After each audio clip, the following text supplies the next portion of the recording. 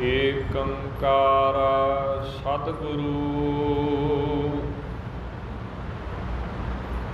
ਤਿਹ ਪ੍ਰਸਾਦ ਸਚ ਹੋਏ।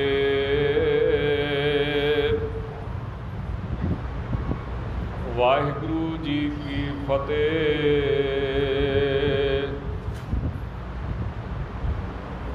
ਬਿਘਨ ਬਿਨਾਸਨ ਸੋਏ। ਵਾਹਿਗੁਰੂ ਜੀ ਕੀ ਫਤਿਹ।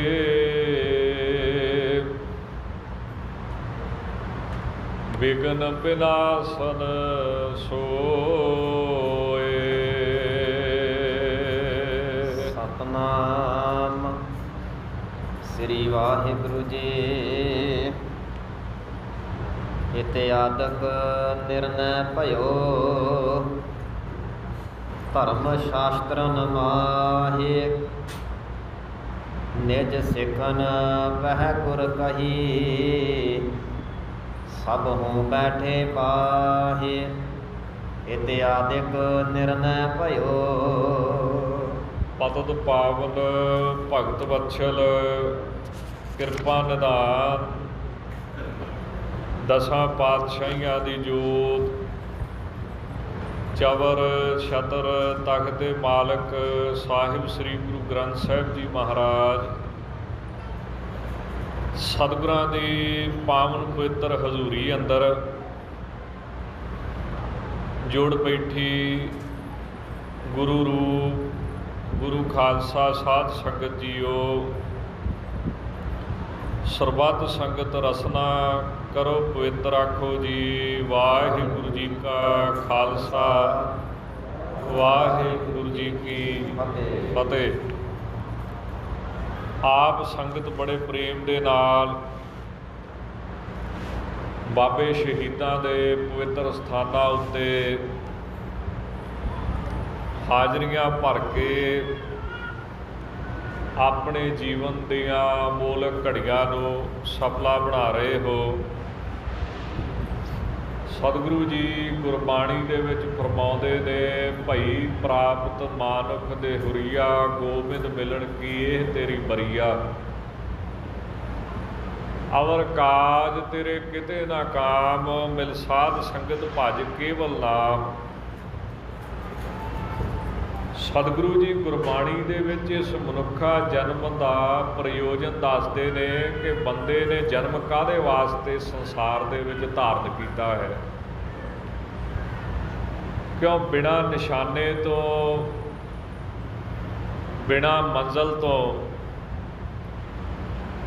ਮਨੁੱਖ ਦੀ ਹਾਲਾਤ ਜਿਹੜੇ ਜ਼ਿੰਦਗੀ ਦੇ ਉਹ ਇਸ ਤਰ੍ਹਾਂ ਦੇ ਬਣ ਜਾਂਦੇ ਨੇ, ਜਿਸ ਬੰਦੇ ਦਾ ਜ਼ਿੰਦਗੀ 'ਚ ਕੋਈ ਨਿਸ਼ਾਨਾ ਹੀ ਨਹੀਂ ਹੈ, ਉਹ ਤਾਂ ਉਸ ਬੇੜੀ ਵਰਗਾ ਵਾ ਜਿਹੜੀ ਦਰਿਆ ਦੇ ਵਿੱਚ ਬਿਨਾਂ ਮਲਾਹ ਤੋਂ ਜਿੱਧਰ ਹਵਾ ਆਉਂਦੀ ਹੈ ਉੱਧਰ ਹੀ ਤੁਰੀ ਫਿਰਦੀ ਹੈ। ਹਰ ਇੱਕ ਇਨਸਾਨ ਦਾ ਜ਼ਿੰਦਗੀ ਦੇ ਵਿੱਚ ਕੋਈ ਨਾ ਕੋਈ ਨਿਸ਼ਾਨਾ ਹੁੰਦਾ ਹੈ। ਇਹ ਗੱਲ ਸਕੂਲਾਂ ਦੇ ਵਿੱਚ ਬੜੇ ਪ੍ਰੇਮ ਦੇ ਨਾਲ ਬੱਚਿਆਂ ਨੂੰ ਦੱਸੀ ਜਾਂਦੀ ਹੈ ਵੀ ਤੂੰ ਵੱਡਾ ਹੋ ਕੇ ਡਾਕਟਰ ਬਣ, ਤੂੰ ਵੱਡਾ ਹੋ ਕੇ ਇੰਜੀਨੀਅਰਿੰਗ ਕਰ, ਤੂੰ ਵੱਡਾ ਹੋ ਕੇ ਕੋਈ ਆਫਿਸਰ ਬਣ, ਪੈਸੇ ਕਮਾ। ਕਿਸੇ ਦਾ ਨਿਸ਼ਾਨਾ ਕੁਝ ਹੈ, ਕਿਸੇ ਦਾ ਨਿਸ਼ਾਨਾ ਕੁਝ ਹੈ। ਇਸੇ ਤਰ੍ਹਾਂ ਗੁਰਦੁਆਰੇ ਦੇ ਵਿੱਚ ਕੀ ਸਿਖਾਇਆ ਜਾਂਦਾ ਹੈ ਕਿ ਭਾਈ ਸਿੱਖਾ, ਜਿੱਥੇ ਰੋਜ਼ੀ ਰੋਟੀ, ਘਰ-ਬਾਰ, ਪਰਿਵਾਰ, ਇਹਨਾਂ ਦੀ ਜ਼ਿੰਮੇਵਾਰੀ ਨਿਭਾਉਣੀ ਹੈ, ਉੱਥੇ ਇੱਕ ਨਿਸ਼ਾਨਾ ਇਹ ਵੀ ਹੈ ਕਿ ਵਾਹਿਗੁਰੂ ਪਰਮੇਸ਼ਰ ਦੀ ਪ੍ਰਾਪਤੀ ਕਰਨੀ ਹੈ, ਜਿਹਨੂੰ ਸਤਿਗੁਰੂ ਜੀ ਆਪਣੀ ਬਾਣੀ ਦੇ ਵਿੱਚ ਦੱਸਦੇ ਨੇ, ਭਈ ਪ੍ਰਾਪਤ ਮਾਨੁਖ ਦੇ ਹੁਰੀਆ, ਗੋਬਿੰਦ ਮਿਲਣ ਕੀ ਇਹ ਤੇਰੀ ਬਰੀਆ। ਹੁਣ ਪੈਸਾ ਕਮਾਉਣ ਵਾਸਤੇ ਵੀ ਮਿਹਨਤ ਕਰਨੀ ਪੈਂਦੀ ਹੈ। ਜਿਨ੍ਹਾਂ ਨੇ ਕੋਈ ਵੱਡੀ ਪਦਵੀ ਜ਼ਿੰਦਗੀ ਦੇ ਵਿੱਚ ਹਾਸਲ ਕਰਨੀ ਹੈ, ਉਹ ਸੁੱਤੇ ਪਿਆਂ ਨੂੰ ਤੇ ਮਿਲਦੀ ਨਹੀਂ ਹੈ। ਉਹ ਬੰਦੇ ਜ਼ਿੰਦਗੀ ਵਿੱਚ ਕਦੀ ਕਾਮਯਾਬ ਨਹੀਂ ਹੁੰਦੇ ਜਿਹੜੇ ਸੁੱਤੇ ਪਿਆਂ ਸੁਪਨੇ ਵੇਖਦੇ ਆ। ਜਿਹੜੇ ਜਾਗਦੇ ਸੁਪਨੇ ਵੇਖਣ ਤੇ ਸੁਪਨਿਆਂ ਨੂੰ ਸੱਚ ਕਰਨ, ਉਹੋ ਹੀ ਜ਼ਿੰਦਗੀ ਦੇ ਵਿੱਚ ਕਾਮਯਾਬ ਮੰਨੇ ਜਾਂਦੇ। ਹੁਣ ਸਤਿਗੁਰੂ ਜੀ ਕੀ ਕਹਿੰਦੇ ਨੇ ਵੀ ਸੱਜਣਾ ਮਿਹਨਤ ਤੋਂ ਬਿਨਾਂ ਤੇ ਕੁਝ ਵੀ ਨਹੀਂ ਹੁੰਦਾ। ਤਾਂ ਮਹਾਰਾਜ ਕਹਿੰਦੇ ਨੇ ਸਰੰਜਾਮ ਲਾਗ ਭਵਜਲ ਤਰਨ ਕਹਿ। ਸਰੰਜਾਮ ਕਹਿੰਦੇ ਮਿਹਨਤ ਨੂੰ, ਉਦਮ ਨੂੰ, ਹਿੰਮਤ ਨੂੰ। ਹਿੰਮਤ ਕਰ ਇਸ ਸੰਸਾਰ ਵਿੱਚੋਂ ਤਰਨ ਦੀ, ਕਿਉਂ ਜਿਹੜਾ ਬੰਦਾ ਵੀ ਇਸ ਸੰਸਾਰ 'ਚ ਆਉਂਦਾ ਉਹ ਡੁੱਬ ਕੇ ਜਾਂਦਾ ਹੈ, ਜ਼ਿੰਦਗੀ ਖਰਾਬ ਕਰਕੇ ਜਾਂਦਾ ਹੈ। ਇਹ ਦੁਨੀਆ ਕੀ ਆ? ਰੱਬ ਦੀ ਕਾਰਾਗਰੀ ਹੈ ਏਡੀ ਸੋਹਣੀ ਹੈ ਕਿ ਜਿਹੜਾ ਵੀ ਮਨੁੱਖ ਸੰਸਾਰ ਦੇ ਵਿੱਚ ਆਉਂਦਾ ਹੈ ਉਹ ਇੰਦਰੀਆਂ ਦੇ ਰਾਹੀਂ ਦੁਨੀਆ ਦੇ ਵਿਸ਼ੇ ਭੋਗ ਦੇ ਵਿੱਚ ਫਸ ਜਾਂਦਾ ਹੈ। ਅੱਖਾਂ ਦੇਖਣ 'ਚ ਫਸ ਜਾਂਦੀਆਂ ਨੇ, ਕੰਨ ਨਿੰਦਿਆ ਉਸਤਤ ਵਿੱਚ ਫਸਦੇ ਨੇ, ਜ਼ੁਬਾਨ ਝੂਠ ਬੋਲਣ 'ਚ ਫਸਦਾ ਹੈ, ਤੇ ਮਨ ਜਿਹੜਾ ਹੈ ਉਹ ਸਾਰੇ ਕਾਸੇ ਦੀ ਜ਼ਿੰਮੇਵਾਰੀ ਆਪਣੇ ਸਿਰ ਤੇ ਚੁੱਕ ਕੇ ਭਾਰ ਲੈ ਕੇ ਪਾਪੀ ਬਣ ਜਾਂਦਾ ਹੈ। ਸੰਸਾਰ ਹੈ ਬੜਾ ਸੋਹਣਾ, ਕਾਰਾਗਰੀ ਤਾਂ ਪਰਮੇਸ਼ਰ ਦੀ ਹੈ। ਇਸ ਕਰਕੇ ਤੁਸੀਂ ਦੇਖੋਗੇ ਵੀ ਕਿੱਥੇ ਬਹਿ ਕੇ ਬਣਾਉਂਦਾ ਹੈ, ਕਿੰਨਾ ਕੁ ਦਿਮਾਗ ਲਾਉਂਦਾ ਹੈ, ਕਿੰਨਾ ਕੁ ਤਿੱਖਾ ਹੋਵੇਗਾ। ਅੱਜ ਦੁਨੀਆ ਦੀ ਟੈਕਨੋਲੋਜੀ ਕਿੰਨੀ ਤੇਜ਼ ਹੈ। ਤੁਸੀਂ ਇੱਥੇ ਬੈਠੇ ਕਿਸੇ ਵੀ ਦੇਸ਼ ਦੇ ਵਿੱਚ ਗੱਲ ਕਰ ਸਕਦੇ ਹੋ, ਪਤਾ ਕਰ ਸਕਦੇ ਹੋ ਕੀ ਚੱਲ ਰਿਹਾ, ਦੇਖ ਸਕਦੇ ਹੋ। ਪਰ ਪਰਮਾਤਮਾ ਦੀ ਸਾਇੰਸ ਕਿੰਨੀ ਤੇਜ਼ ਹੋਵੇਗੀ।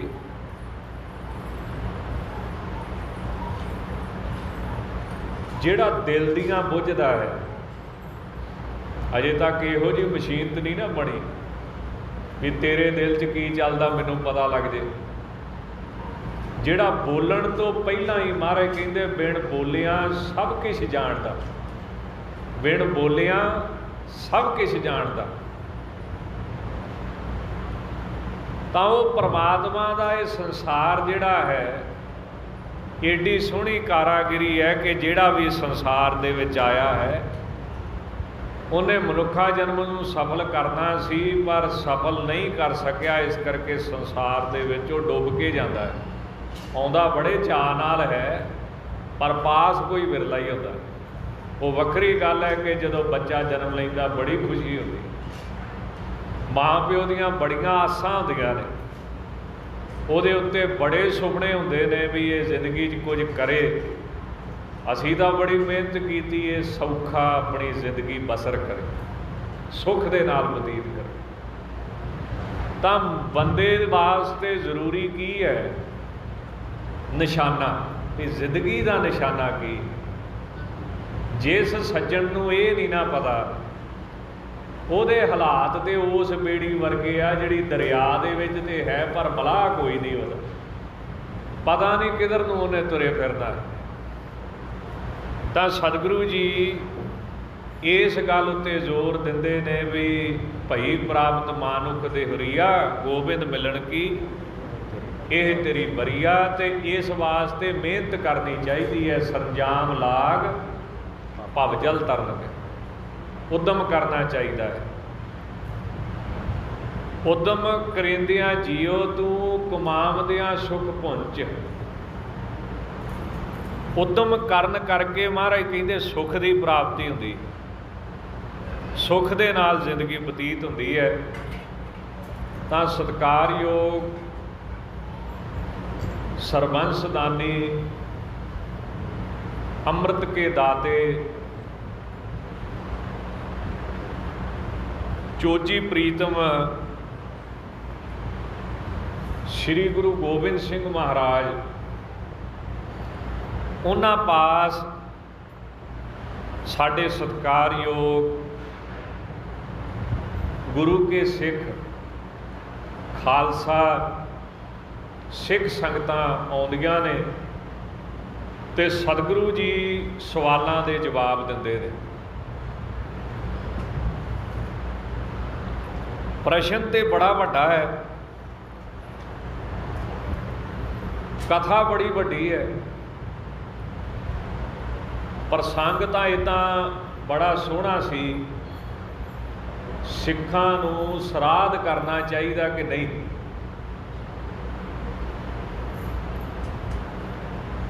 ਆਪ ਜੀ ਜਾਣਦੇ ਹੋ ਵੀ ਸਰਾਧ ਕਿਹਨੂੰ ਕਹਿੰਦੇ ਆ?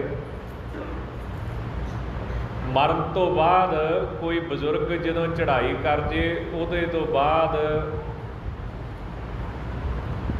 ਇੱਕ ਖਾਸ ਮਹੀਨੇ 'ਚ, ਖਾਸ ਦਿਨਾਂ ਦੇ ਵਿੱਚ ਕਿਸੇ ਬ੍ਰਾਹਮਣ ਨੂੰ ਪ੍ਰਸ਼ਾਦਾ ਛਕਾਉਣਾ,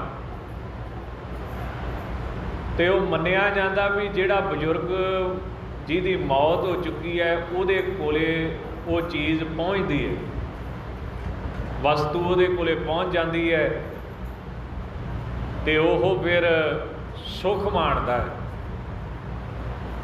ਤੇ ਮਨੁੱਖ ਦੇ ਮਨ ਦੇ ਵਿੱਚ ਇਹ ਗੱਲ ਤਾਂ ਹੁੰਦੀ ਹੈ ਤਕਰੀਬਨ 90% ਵੀ ਮੇਰੇ ਬਜ਼ੁਰਗਾਂ ਨੇ ਮੇਰੇ ਵਾਸਤੇ ਇੰਨਾ ਕੁਝ ਕੀਤਾ, ਮੈਂ ਵੀ ਉਹਨਾਂ ਵਾਸਤੇ ਕੁਝ ਕਰਾਂ। ਤਾਂ ਫਿਰ ਉਹ ਸਰਾਧ ਕਰਦੇ ਹੁੰਦੇ ਸੀ ਪੁਰਾਣੇ ਸਮੇਂ ਦੇ ਵਿੱਚ। ਸਰਾਧ ਕਰਨ ਦੀਆਂ ਸ਼ਰਤਾਂ ਕੀ ਹੈ? ਸਿੱਖਾਂ ਨੂੰ ਕਰਨਾ ਚਾਹੀਦਾ ਕਿ ਨਹੀਂ ਕਰਨਾ ਚਾਹੀਦਾ, ਇਹ ਪ੍ਰਸੰਗ ਹੈ। ਦੂਸਰਾ ਪ੍ਰਸੰਗ ਹੈ ਵੀ ਸਿੱਖ ਸੂਤਕ ਪਾਤਕ ਮੰਨਦੇ ਆ ਕਿ ਨਹੀਂ ਮੰਨਦੇ। ਕਿਉਂ ਮਹਾਰਾਜ ਜੀ ਨੇ ਇੱਕ ਗੱਲ ਆਖੀ ਹੈ ਬਾਣੀ ਦੇ ਵਿੱਚ ਵੀ ਭਰਮ ਭੇਖ ਤੇ ਰਹੇ ਨਿਆਰਾ, ਸੋਈ ਖਾਲਸ ਸਤਿਗੁਰੂ ਹਮਾਰਾ। ਅਸੀਂ ਖਾਲਸਾ ਇੱਦਾਂ ਦਾ ਬਣਾਉਣਾ ਹੈ ਜਿਹੜਾ ਭਰਮਾਂ 'ਚ ਨਾ ਫਸੇ,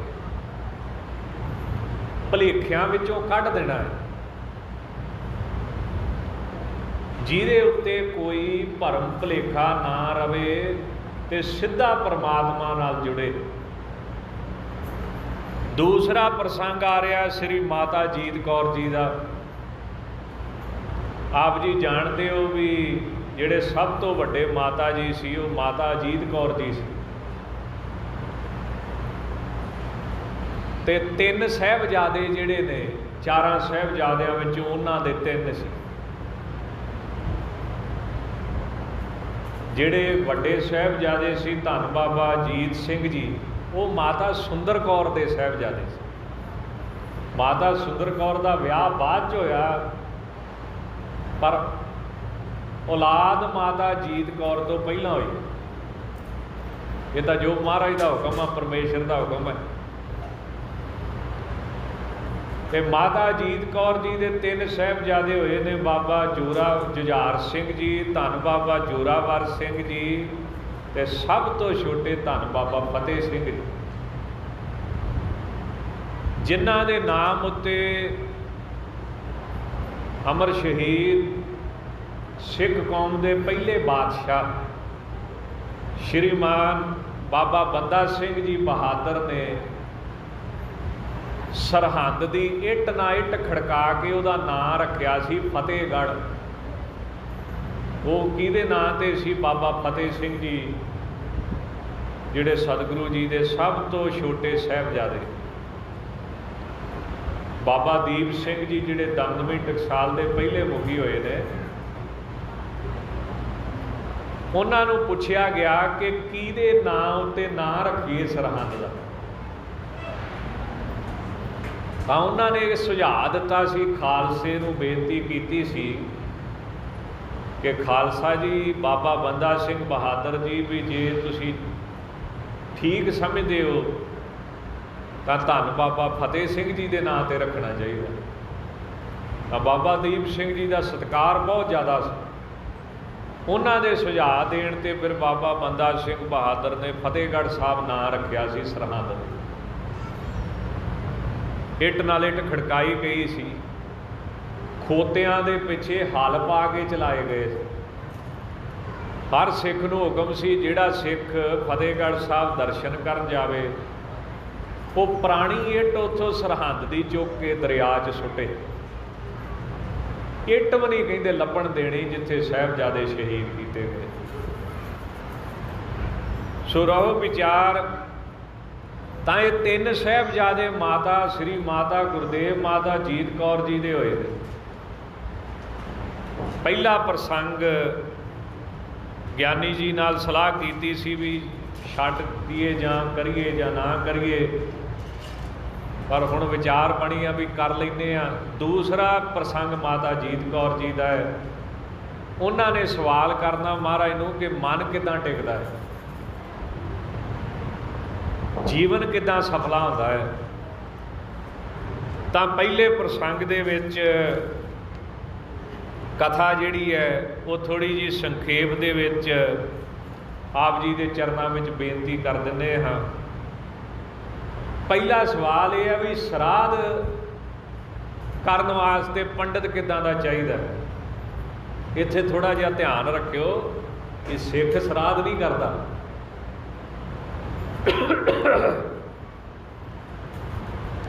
ਤੇ ਦੂਸਰਾ ਸਵਾਲ ਫਿਰ ਮਹਾਰਾਜ ਅੱਗੇ ਕੀਤਾ ਜਾਵੇਗਾ ਕਿ ਸਿੱਖ ਨੂੰ ਕੀ ਕਰਨਾ ਚਾਹੀਦਾ ਜਦੋਂ ਕੋਈ ਚੜ੍ਹਾਈ ਕਰ ਜਾਵੇ। ਤਾਂ ਉਹ ਸਾਰੀਆਂ ਸੰਗਤਾਂ ਬੜੇ ਪ੍ਰੇਮ ਦੇ ਨਾਲ ਸ਼ਰਵਣ ਕਰੋ ਜੀ। ਕੋਈ ਵੀ ਰਸਨਾ ਵਾਂਝੀ ਨਾ ਰਵੇ। ਇੱਕ ਵਾਰੀ ਸਾਰੀਆਂ ਸੰਗਤਾਂ ਮਨ ਚਿਤ ਬਿਰਤੀ ਇਕਾਗਰ ਕਰਕੇ ਆਖੋ ਸਤਨਾਮ ਸ੍ਰੀ ਵਾਹਿਗੁਰੂ ਸਾਹਿਬ ਜੀ। ਦੋਹਰਾ ਸ੍ਰੀ ਮੁਖ ਤੇ ਜਬ ਇਮ ਕਹਿਓ ਸੁਨਤ ਸ਼ਾਸਤਰ ਬ੍ਰਿਪ।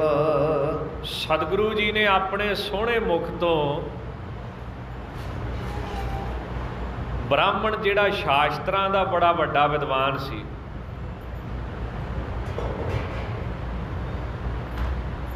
ਸਤਿਗੁਰੂ ਜੀ ਦੇ ਸੋਹਣੇ ਮੁਖ ਤੋਂ ਗੁਰਮਤ ਵਿਚਾਰ ਸੁਣ ਕੇ ਉਹ ਇਸ ਤਰ੍ਹਾਂ ਬੋਲੇ ਹਨ। ਬੋਲੇ ਇੱਕ ਮਤ ਹੋਏਗੇ ਗੁਰ ਸਮੀਪ ਤੇ ਸ਼੍ਰਿਪ। ਜਿੰਨੇ ਬ੍ਰਾਹਮਣ ਸੀ ਉਹ ਇੱਕ ਮਤ ਹੋ ਕੇ ਬੋਲੇ, ਬੜੀ ਛੇਤੀ ਬੋਲੇ। ਗੁਰੂ ਜੀ ਨੇ ਆਖਿਆ ਭਾਈ ਤੁਸੀਂ ਦੱਸੋ, ਸਾਨੂੰ ਜਾਣਕਾਰੀ ਦਿਓ ਵੀ ਇਹ ਕੀ ਹੁੰਦਾ ਹੈ, ਮਰਨ ਤੋਂ ਬਾਅਦ ਕਿਸ ਤਰ੍ਹਾਂ ਕਰਦੇ ਨੇ।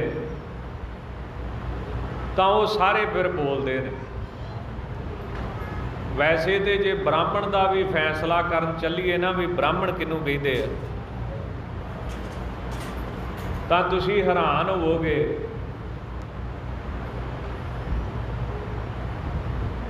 ਕਿ ਇਹ ਜਾਤ ਪਾਤ ਵਾਲਾ ਸਿਸਟਮ ਜਿਹੜਾ ਸੀ ਇਹ ਪੁਰਾਣਾ ਨਹੀਂ ਚੱਲਦਾ, ਇਹ ਬਾਅਦ ਦੇ ਵਿੱਚ ਸ਼ੁਰੂ ਹੋਇਆ ਹੈ। ਸੰਗਤ ਦੇ ਚਰਨਾਂ 'ਚ ਬੇਨਤੀ ਹੈ ਵੀ ਥੋੜ੍ਹਾ ਜਿਹਾ ਆਪਸ ਵਿੱਚ ਫਰਕ ਪਾ ਕੇ ਬੈਠਣ ਦੀ ਕਿਰਪਾਲਤਾ ਕਰੋ ਤੇ ਮੂੰਹ ਜ਼ਰੂਰ ਢੱਕ ਕੇ ਰੱਖੋ। ਜਿਹੜੇ ਸੱਜਣ ਇੱਧਰ ਭੀੜਾ ਥਾਂ ਇੱਧਰ ਆਣ ਕੇ ਵੀ ਬਹਿ ਸਕਦੇ ਨੇ। ਧਾਰਮਿਕ ਗ੍ਰੰਥਾਂ ਵਿੱਚ ਲਿਖਿਆ ਵਾ ਵੀ ਬ੍ਰਾਹਮਣ ਉਹ ਹੈ ਜਿਹਨੇ ਬ੍ਰਹਮ ਪਰਮੇਸ਼ਰ ਦੀ ਪ੍ਰਾਪਤੀ ਕਰ ਲਈ, ਵਾਹਿਗੁਰੂ ਨੂੰ ਮਿਲ ਲਿਆ। ਬ੍ਰਹਮ ਬਿੰਦੇ ਤਿਸਦਾ ਬ੍ਰਹਮਤ ਰਹੇ, ਏਕ ਸ਼ਬਦ ਲਿਵ ਲਾਏ। ਤੇ ਕਮਾਲ ਦੀ ਗੱਲ, ਹਰ ਕੋਈ ਬਣ ਸਕਦਾ ਵਾ, ਹਰ ਕੋਈ। ਜੰਮਦਾ ਸ਼ੂਦਰ ਹੈ, ਕਿਉਂ ਜੰਮਦੇ ਬੱਚੇ ਨੂੰ ਕੁਝ ਨਹੀਂ ਪਤਾ। ਜਿਹਨੂੰ ਕੁਝ ਨਹੀਂ ਪਤਾ ਭੋਲਾ ਉਹ ਸ਼ੂਦਰ ਹੈ।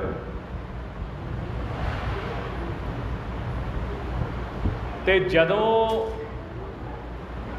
ਧਾਰਮਿਕ ਰਸਮ ਹੋਵੇ ਉਦੋਂ ਉਹਨੂੰ ਦਵੇਜ ਕਹਿੰਦੇ ਆ। ਜਿਵੇਂ ਆਪਣੇ ਸਿੱਖਾਂ ਦੇ ਅੰਦਰ ਬੱਚੇ ਨੂੰ ਚੁੱਲ੍ਹੇ ਨਹੀਂ ਦਵਾਉਂਦੇ ਆਪਾਂ, ਉਹਦਾ ਦੁਬਾਰਾ ਜਨਮ ਮੰਨਿਆ ਗਿਆ। ਜਾਂ ਮੰਨੋ ਜਦੋਂ ਅੰਮ੍ਰਿਤ ਛਕ ਲਏ ਤਾਂ ਜਦੋਂ ਜਨੇਊ ਪਾ ਲਏ ਉਦੋਂ ਦਵੇਜ। ਜਦੋਂ ਵੇਦ ਪੜ੍ਹਨ ਲੱਗ ਪਏ, ਧਾਰਮਿਕ ਗ੍ਰੰਥ ਪੜ੍ਹਨ ਲੱਗ ਪਏ, ਉਦੋਂ ਵਿਪਰ। ਇਹ ਹੁਣ ਯਾਦ ਰੱਖਣ ਵਾਲੀਆਂ ਗੱਲਾਂ ਨੇ। ਜਦੋਂ ਕੁਝ ਪੜ੍ਹੇ, ਧਾਰਮਿਕ ਗ੍ਰੰਥਾਂ ਦਾ ਵਿਦਵਾਨ ਹੋ ਜੇ, ਉਦੋਂ ਵਿਪਰ। ਜਦੋਂ ਸਿਰਫ ਜਨੇਊ ਪਾਈ ਫਿਰਦਾ ਉਦੋਂ ਦਵੇਜਾ ਬੇਪਰ ਨਹੀਂ ਹੈ। ਤੇ ਜਦੋਂ ਧਾਰਮਿਕ ਗ੍ਰੰਥਾਂ ਨੂੰ ਪੜ੍ਹ ਕੇ ਉਹਨਾਂ ਦਾ ਅਸਰ ਕਰੇ ਵੀ ਬੰਦਗੀ ਕਰਨੀ ਚਾਹੀਦੀ ਹੈ, ਨਾਮ ਜਪਣਾ ਚਾਹੀਦਾ ਹੈ, ਸੇਵਾ ਸਿਮਰਨ ਕਰਕੇ ਰੱਬ ਨੂੰ ਮਿਲੇ, ਉਦੋਂ ਜਾ ਕੇ ਬ੍ਰਾਹਮਣ ਬਣਦਾ ਹੈ। ਹੁਣ ਵੇਖੋ ਕਿੰਨੀ ਲੰਮੀ ਗੱਲ ਹੈ। ਸ਼ੁਰੂਆਤ ਕਿੱਥੋਂ ਹੁੰਦੀ ਹੈ? ਜਨਮ ਤੋਂ। ਇਹ ਗੱਲ ਗੁਰਬਾਣੀ 'ਚ ਲਿਖੀ ਹੈ, ਬ੍ਰਹਮ ਬਿੰਦੇ ਦਿਸਦਾ ਬ੍ਰਹਮਤ ਰਹੇ, ਏਕ ਸ਼ਬਦ ਲਿਵਲਾਏ। ਤੇ ਕਮਾਲ ਦੀ ਗੱਲ ਆ, ਹਰ ਕੋਈ ਬਣ ਸਕਦਾ। ਆਹ ਗੱਲ ਨਵੀਂ ਤੁਸੀਂ ਸੁਣੋਗੇ ਵੀ ਹਰ ਕੋਈ ਬਣ ਸਕਦਾ। ਜਿਵੇਂ ਅੰਮ੍ਰਿਤ ਹਰ ਕੋਈ ਛਕ ਸਕਦਾ।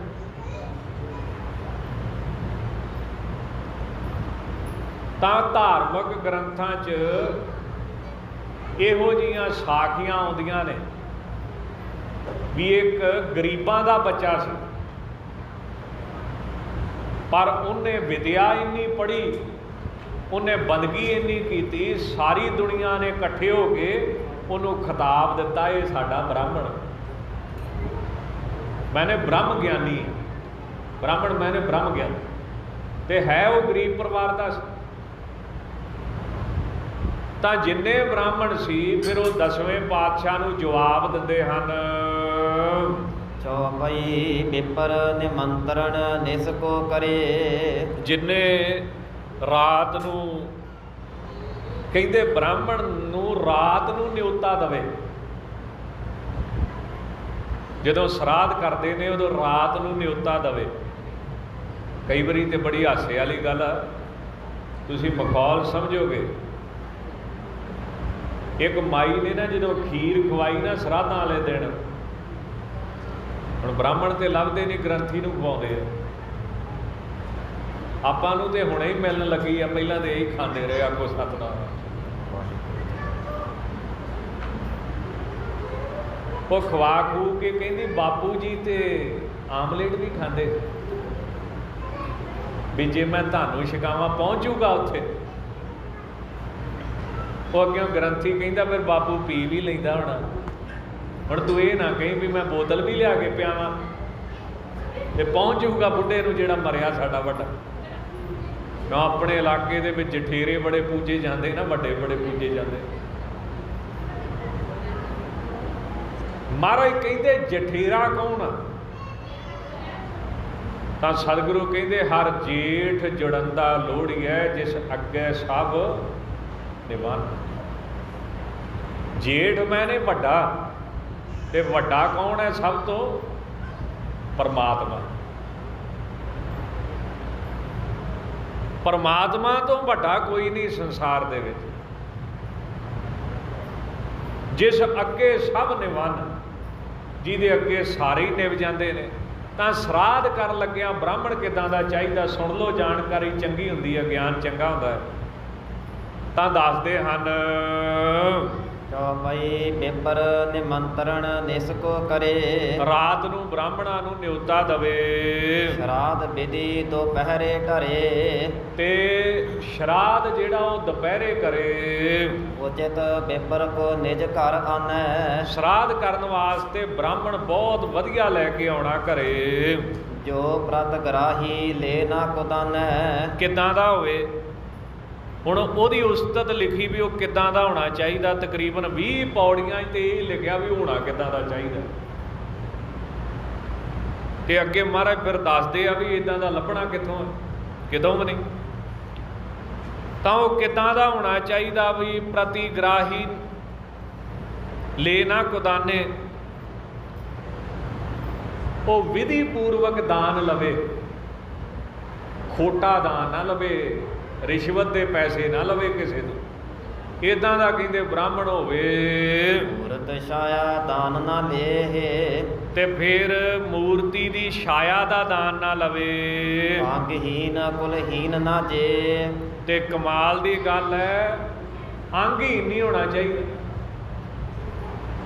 ਜਿੱਦਾਂ ਕਿਸੇ ਦੀ ਬਾਂਹ ਵੱਢੀ ਜਾਵੇ, ਉਂਗਲਾਂ ਵੱਢੀਆਂ ਜਾਣ, ਗੂਠਾ ਵੱਢਿਆ ਜਾਵੇ, ਇਦਾਂ ਦਾ ਵੀ ਨਾ ਹੋਵੇ। ਇਹੋ ਜਿਹੇ ਨੂੰ ਤੇ ਕੋਲਹੀਨ, ਪਰਿਵਾਰ ਚੰਗਾ ਹੋਵੇ, ਖਾਨਦਾਨੀ ਹੋਵੇ। महादान को होए ना ग्राही। ਤੇ ਮਹਾਦਾਨ ਨਾ ਲਵੇ ਕਦੀ ਵੀ। ਮਹਾਦਾਨ ਕਿਹੜੇ ਮੰਨੇ ਗਏ? ਜ਼ਮੀਨ ਦਾ ਦਾਨ, ਹਾਥੀ, ਰਾਥ, ਲੜਕੀ, ਸੋਨੇ ਦੀ ਗਾਂ, ਘੋੜੇ ਦਾ ਦਾਨ, ਇਹ ਮਹਾਦਾਨ ਮੰਨੇ ਹਨ। ਤੁਲਾ ਦਾਨ ਪਰ ਤਰੀ ਨਹ ਚਾਹੀ। ਤੇ ਇਸਤਰੀ ਦਾਨ ਦੇ ਬਦਲੇ ਉਹਦੇ ਤੋਲ ਵਿੱਚ ਧਨ ਲੈਣ ਦਾ ਚਾਹਵਾਨ ਨਾ ਹੋਵੇ। ਪਾਤਕ ਸੂਤਕ ਤੁਲਾ ਨਾ ਦਾਨ। ਪਾਤਕ ਸੂਤਕ ਤੇ ਤੁਲਾ ਦਾਨ ਦਾ ਦਾਨ ਨਾ ਲਵੇ। ਤਿਆਗਹਿ ਜੁਗਤੀ ਭੋਗੀ ਆਨ। ਤੇ ਬ੍ਰਾਹਮਣ ਕਿੱਦਾਂ ਦਾ ਹੋਵੇ ਵੀ ਆਪਣੀ ਘਰ ਵਾਲੀ ਛੱਡ ਕੇ ਹੋਰ ਕਿਸੇ ਨੂੰ ਮਾੜੀ ਅੱਖ ਨਾਲ ਨਾ ਦੇਖੇ। ਇੱਦਾਂ ਦਾ ਕਹਿੰਦੇ ਲੱਭਣਾ ਚਾਹੀਦਾ। ਸ਼ਰਾਧ ਕਰਨ ਲੱਗਿਆ ਮੈਂ ਬੇਨਤੀ ਕਰੂੰਗਾ ਵੀ ਜਿਹੜੇ ਸਿੰਘ ਸੁਣਨਾ ਚਾਹੁੰਦੇ ਉਹ ਫਿਰ ਪੂਰਾ ਸੁਣ ਕੇ ਜਾਓ ਕਿ ਨਿਚੋੜ ਅੱਗੇ ਆਉਣਾ ਇਹ ਨਾ ਹੋਵੇ ਵੀ ਕੋਈ 2 ਲਾਈਨਾਂ ਐਵੇਂ ਰਿਕਾਰਡ ਕਰਕੇ ਕਹਿ ਦੇ ਵੀ ਗਿਆਨੀ ਉੱਥੇ ਕਹਿੰਦਾ ਸੀ ਵੀ ਸ਼ਰਾਧ ਕਰਨੇ ਚਾਹੀਦੇ, ਤੇ ਬ੍ਰਾਹਮਣ ਇੱਦਾਂ ਦਾ ਲੱਭ ਕੇ ਲਿਆਓ। ਤਾਂ ਇਸ ਕਰਕੇ ਕਿੱਦਾਂ ਦਾ ਬ੍ਰਾਹਮਣ ਹੋਵੇ ਜਿਹੜਾ ਹੋਰ ਕਿਸੇ ਔਰਤ ਨੂੰ ਮਾੜੀ ਅੱਖ ਨਾਲ ਨਾ ਦੇਖਦਾ ਹੋਵੇ। ਚੋਰ ਨਾ ਛਲਿਆ ਦੂਤ ਨਾ ਹੋਏ। ਚੋਰ ਨਾ ਹੋਵੇ, ਧੋਖੇਬਾਜ਼ ਨਾ ਹੋਵੇ, ਲੂਤੀਬਾਜ਼ ਨਾ ਹੋਵੇ। ਛਤਰੀ ਕਰਮ ਨਾ ਧਾਰਹਿ ਜੋਏ। ਤੇ ਛਤਰੀ ਕਰਮ ਨਾ ਕਰੇ, ਮਾਸ ਨਾ ਖਾਵੇ। ਕਿਉਂ ਛਤਰੀਆਂ ਦਾ ਕਰਮ ਹੈ ਸਿਰ ਦੇਣਾ ਤੇ ਸਿਰ ਲੈਣਾ। ਹੁਣ ਸਿਰ ਲਈ ਤੇ ਸਾਰੇ ਜਾਂਦੇ ਆ, ਬੱਕਰੇ ਵੱਢ ਕੇ ਸਾਰੇ ਖਾਈ ਜਾਂਦੇ, ਦੇਣ ਵੇਲੇ ਗਵਾਂਢੀ ਨੂੰ ਅੱਗੇ ਕਰ ਦਿੰਦੇ ਤੂੰ ਮਾਰ ਮੇਰੇ ਵੱਢ। ਛਤਰੀ ਦਾ ਕਰਮ ਕੀ? ਸਿਰ ਉਹ ਲਵੇ ਜਿਹੜਾ ਸਿਰ ਦੇ ਸਕਦਾ ਹੋਵੇ। ਅੱਜ ਕੱਲ੍ਹ ਲੈਣ ਵਾਲੇ ਸਾਰੇ ਆ, ਦੇਣ ਵਾਲਾ ਸਿਰ ਕੋਈ ਨਹੀਂ ਹੈਗਾ। ਸਭ ਜ਼ੁਬਾਨ ਦੇ ਸਵਾਦ ਆ, ਖਾਣ ਪੀਣ ਦੀਆਂ ਗੱਲਾਂ ਆਪੇ ਬਣਾ ਲਈਦੀਆਂ ਨੇ। ਤੇ ਕਾਰਨ ਲੱਭਣ ਜਾਈਏ ਤੇ ਕਾਰਨ ਕੋਈ ਨਾ ਕੋਈ ਲੱਭ ਪੈਂਦਾ। ਉਹ ਹਰੇਕ ਚੀਜ਼ ਦਾ ਲੱਭ ਪੈਂਦਾ, ਕੋਈ ਦਾ ਮਾੜੀ ਦਾ ਵੀ ਤੇ ਚੰਗੀ ਦਾ ਵੀ ਕਾਰਨ ਲੱਭ ਪੈਂਦਾ ਵੀ ਕਿਉਂ ਕਰਦੇ। ਜੇ ਤੁਸੀਂ ਲੱਭਣ ਤੁਰੋਗੇ ਨਾ ਲੱਭ ਪਊਗਾ ਕੋਈ ਨਾ।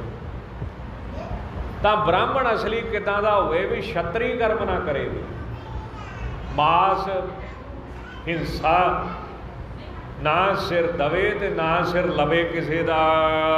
ਤਕਰੀ ਧਰੈ ਨਾ ਕੁਦਰਤ ਭੋਗੀ। ਤੇ ਕਮਾਲ ਦੀ ਗੱਲ ਹੈ ਫਿਰ ਤਕੜੀ ਨਾ ਤੋਲੇ। ਮੈਨੇ ਬਾਣੀਆਂ ਨਾ ਹੋਵੇ, ਕੁਦਰਤ ਭੋਗੀ ਤੇ ਮਾੜਾ ਪੈਸਾ ਨਾ ਖਾਵੇ, ਉਹਨੂੰ ਨਾ ਵਰਤੇ ਆਪਣੇ ਘਰ ਦੇ ਵਿੱਚ। ਇੱਦਾਂ ਦੇ ਬ੍ਰਾਹਮਣ ਨਹੀਂ ਲੱਭਣੇ ਇਸ ਟਾਈਮ। ਜਿਵੇਂ ਸਿੱਖ ਕਹਿੰਦੇ ਨਾ ਵੀ ਮਹਾਰਾਜ ਦੇ ਜਿਹੜੇ ਸਿੱਖ ਸੀ ਉੱਦਾਂ ਦੇ ਸਿੱਖ ਤੇ ਉਸ ਸਮੇਂ 'ਚ ਹੀ ਹੋ ਸਕਦੇ। ਅੱਜ ਵੀ ਹੋਣਗੇ ਕੋਈ ਵਿਰਲੇ, ਹੈਨ ਵਿਰਲੇ ਨਾਹੀਂ ਘਣੇ ਫੈਲ ਫੱਕੜ ਸੰਸਾਰ। ਤਾਂ ਤਕੜੀ ਨਾ ਤੋਲਦਾ ਹੋਵੇ, ਮਾੜਾ ਪੈਸਾ ਨਾ ਖਾਂਦਾ ਹੋਵੇ। ਰਹਿਨ ਦਾਨ ਕੋ ਲੈ ਨਾ ਰੋਗੀ। ਤੇ ਕਮਾਲ ਦੀ ਗੱਲ ਇਹ ਹੈ ਕਿ ਲੈਣ ਦੇਣ ਵਾਲਾ ਰੋਗੀ ਨਾ ਹੋਵੇ। ਜਿੰਨੇ ਦਾਨ ਲੈਣਾ ਉਹ ਰੋਗੀ ਨਾ ਹੋਵੇ, ਜਿੰਨੇ ਦਾਨ ਦੇਣਾ ਉਹ ਰੋਗੀ ਨਾ ਹੋਵੇ। ਲੈਣ ਦੇਣ ਨਾ ਕਰੇ ਰੋਗੀਆਂ ਨਾਲ। ਆਜ ਗਾਜ ਤੁਰੰਗ ਦਾਨ ਲੈ ਨਾਹੀ। ਤੇ ਅੱਜ ਕਹਿੰਦੇ ਬੱਕਰੀ ਦਾ ਦਾਨ ਨਾ ਲਵੇ, ਗਜ ਹਾਥੀ ਦਾ ਦਾਨ ਨਾ ਲਵੇ, ਘੋੜੇ ਦਾ ਦਾਨ ਨਾ ਲਵੇ। ਅੰਤ ਅਵਸਥਾ ਦਾਨ ਨਾ ਚਾਹੀ। ਤੇ ਕੋਈ ਬੰਦਾ ਮਰਨ ਲੱਗਾ ਸੀ। ਇਹ ਬ੍ਰਾਹਮਣ ਵੀ 2 ਤਰ੍ਹਾਂ ਦੇ ਹੁੰਦੇ ਆ। ਇੱਕ ਮਰਿਆਂ ਦਾ ਦਾਨ ਲੈਂਦੇ, ਇੱਕ ਪੂਜਾ ਪਾਠ ਕਰਦਾ। ਤਾਂ ਮਰਿਆਂ ਦਾ ਦਾਨ ਨਾ ਲੈਣ ਵਾਲਾ ਹੋਵੇ ਵੀ ਕੋਈ ਬੰਦਾ ਮਰਨ ਲੱਗਾ ਸੀ ਤੇ ਉਹਦੇ ਪਰਿਵਾਰ ਨੇ ਆਖਿਆ ਵੀ ਸਾਡੀ ਗਊ ਲੈ ਜਾ, ਸ਼ਾਇਦ ਬਾਜੀ ਜਾਵੇ, ਦਾਨ ਕਰ ਦਈਏ। ਗੁਰਮਤ ਦਾਨ ਦੀ ਮਨਾਹੀ ਨਹੀਂ ਕਰਦੀ, ਪਰ ਗੁਰਮਤ ਦਾ ਇੱਕ ਅਸੂਲ ਹੈ। ਉਹ ਕੀ ਕਿ ਕੋਈ ਹੋਵੇ ਲੋੜਵੰਦ ਉਹਦੀ ਮਦਦ ਕਰਨੀ, ਕਿਸੇ ਵੀ ਭਾਈਚਾਰੇ 'ਚੋਂ। ਇੰਨਾ ਫਰਕ ਹੈ। ਕੋਈ ਗਰੀਬ ਹੋਵੇ, ਕੋਈ ਭਾਈਚਾਰਾ ਹੋਵੇ, ਕੋਈ ਭੁੱਖਾ ਹੋਵੇ, ਕੋਈ ਨੰਗਾ ਹੋਵੇ, ਕੋਈ ਬਿਮਾਰ ਹੋਵੇ, ਗੁਰਮਤ ਕਹਿੰਦੀ ਉਦੋਂ ਇਹ ਨਹੀਂ ਵੇਖਣਾ ਵੀ ਇਹਦੀ ਜਾਤ ਕੀ ਹੈ। ਪਰ ਇੱਥੇ ਥੋੜ੍ਹਾ ਜਿਹਾ ਫਰਕ ਹੈ। ਇਹ ਆਪ ਹੀ ਲੈ ਸਕਦਾ ਹੈ, ਬ੍ਰਾਹਮਣ ਹੀ ਲੈ ਸਕਦਾ, ਹੋਰ ਕੋਈ ਨਹੀਂ।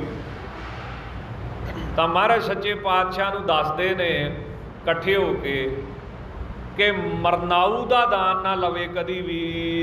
ਗਨਕ ਨਾ ਵੈਦ ਨਾ ਸ਼ਸਤਰ ਧਾਰੀ। ਤੇ ਫਿਰ ਕਮਾਲ ਦੀ ਗੱਲ ਇਹ ਹੈ, ਇਹ ਗਨਕ ਜੋਤਸ਼ੀ ਨਾ ਹੋਵੇ,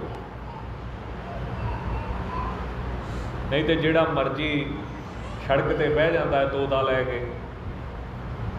ਜੋਤਸ਼ੀ ਨਾ ਹੋਵੇ, ਫਿਰ ਵੈਦ ਨਾ ਹੋਵੇ, ਫਿਰ ਸ਼ਸਤਰਧਾਰੀ ਨਾ ਹੋਵੇ। ਇੱਦਾਂ ਦਾ ਬ੍ਰਾਹਮਣ ਸ਼ਰਾਧ ਕਰ ਸਕਦਾ ਹੈ। ਤੇ ਮੇਰੇ ਹਿਸਾਬ ਨਾਲ ਇੱਦਾਂ ਦਾ ਆਪਾਂ ਤਾਂ ਕਦੇ ਸੁਣਿਆ ਨਹੀਂ ਆ, ਨਾ ਕਦੇ ਵੇਖਿਆ ਵਾ। ਹੋਊਗਾ ਕਿਤੇ ਬੀਜ ਤੇ ਮਰਦਾ ਨਹੀਂ ਕਿਸੇ ਚੀਜ਼ ਦਾ ਵੀ, ਕੋਈ ਹੋਊਗਾ ਚੰਗਾ ਇਨਸਾਨ, ਪਰ ਨਹੀਂ। ਅੱਜ ਕੱਲ੍ਹ ਆਪਣੇ ਇਲਾਕੇ 'ਚ ਚੱਲਦੇ ਨੇ ਸ਼ਰਾਧ, ਤੇ ਬੜਾ ਤਗੜਾ ਰੱਟਾ ਵੀ ਪੈਂਦਾ ਗ੍ਰੰਥੀ ਸਿੰਘਾਂ ਵਾਸਤੇ। ਉਹ ਵਿਚਾਰੇ ਫਸ ਜਾਂਦੇ, ਜਾਈਏ ਕਿ ਨਾ ਜਾਈਏ। ਨਹੀਂ ਜਾਂਦੇ ਤੇ ਪਿੰਡ ਵਾਲੇ ਡਾਂਗਾ ਚੁੱਕੀ ਫਿਰਦੇ, ਚੱਲ ਭਾਈ ਗੁਰਦੁਆਰੋਂ ਬਾਹਰ, ਕਮੇਟੀ ਕਹਿੰਦੀ ਕੱਢੋ ਇਹਨੂੰ ਬਾਹਰ।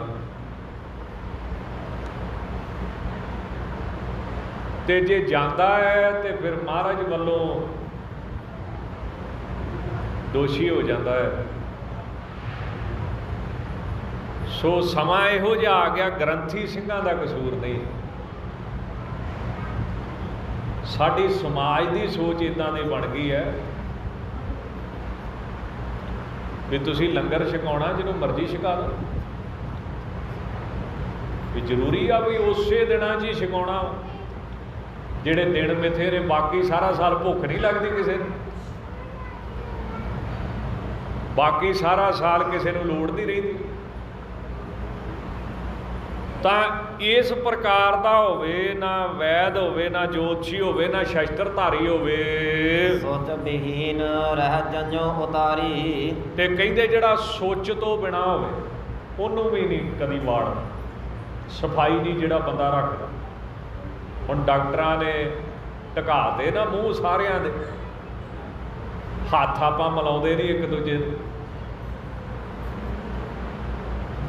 ਤੇ ਇੱਕ ਘਰ 'ਚ ਰਹਿੰਦੇ ਆ ਤੇ ਇੱਕ ਦੂਜੇ ਤੋਂ ਮੂੰਹ ਲੁਕੋ ਕੇ ਰੱਖਦੇ ਆ। ਸੋਚ ਜਿਹੜਾ ਨਾ ਰੱਖੇ ਤੇ ਜਿਹੜਾ ਜੰਜੂ ਲਾਹ ਦਿੰਦਾ ਹੋਵੇ, ਜਿਹਦਾ ਜੰਜੂ ਲੱਥਾ ਹੋਵੇ, ਉਹਨੂੰ ਵੀ ਬ੍ਰਾਹਮਣ ਨਹੀਂ ਮੰਨਣਾ ਚਾਹੀਦਾ।